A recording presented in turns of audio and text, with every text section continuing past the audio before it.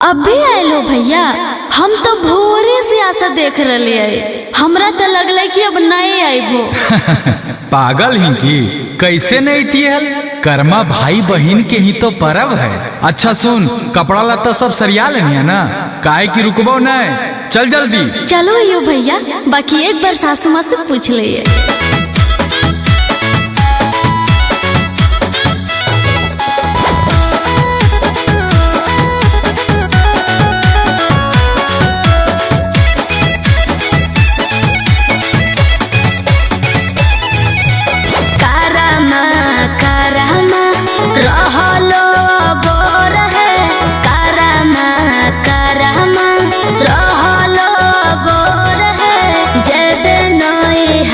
सासु भैया वैले मोर है, जब नई हरवा सासु भैया वैले मोर है। अब तू ही कुछ बोलो न भैया, सासू माँ नहीं मान रखे।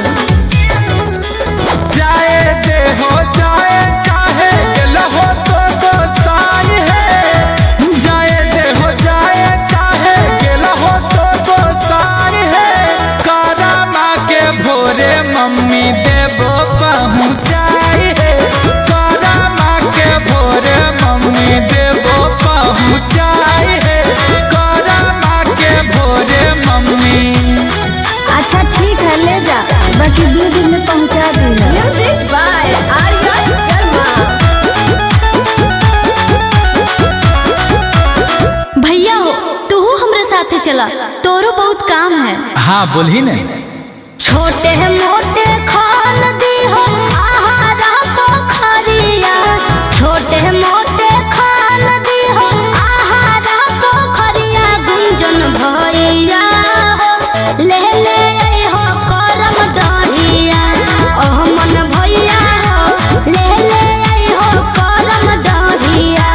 खान देबौ छोटे मोटे आहारा पोखरिया, खान देबौ छोटे मोटे आहारा पोखरिया। बहिनी गे ले ले आइबौ करम डरिया, बहिनी गे ले ले आइबौ करम डरिया।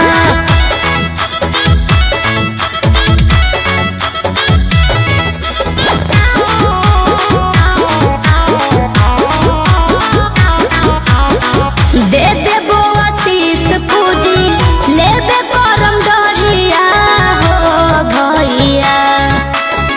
दे देबो आशीष पूजी लेबे करम डरिया हो भैया।